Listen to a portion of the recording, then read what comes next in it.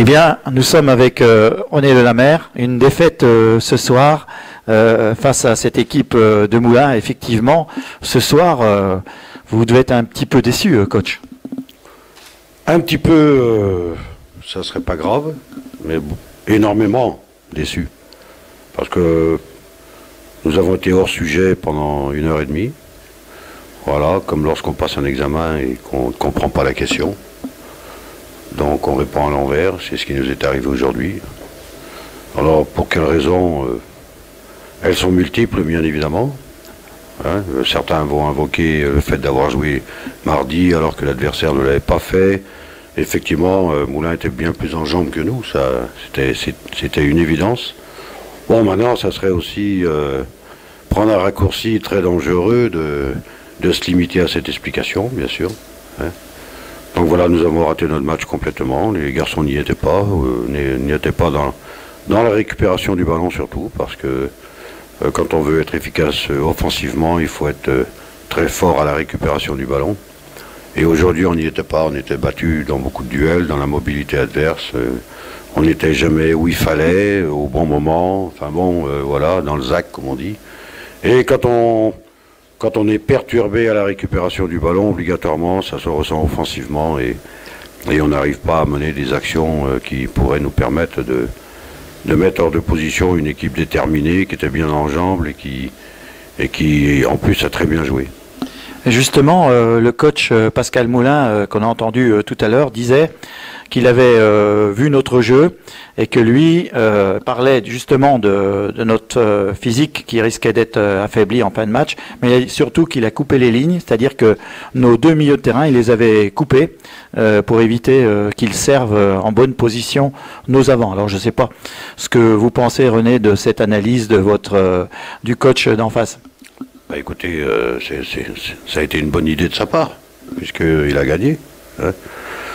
Mais bon, moi qui connais bien mes milieux de terrain, je pense qu'aujourd'hui ils étaient très loin de leur forme optimum, et qui n'étaient pas les seuls d'ailleurs. Donc c'est un peu la problématique. Couper les lignes, oui, on a toujours la volonté quand on monte un plan de jeu de couper les lignes, bien évidemment, mais si en plus les joueurs offensifs n'ont pas suffisamment de mobilité pour se déplacer dans les intervalles, pour se rendre disponibles, pour recevoir des bons ballons, si les milieux ne sont pas non plus dans un bon jour et n'ont pas cette précision technique qu'il est nécessaire d'avoir, on a toujours l'impression effectivement que nos lignes ont été coupées. Mais bon, ça c'est de bonne guerre, quoi. Voilà. Je voulais juste avoir votre sentiment sur un avis avisé du coach en face.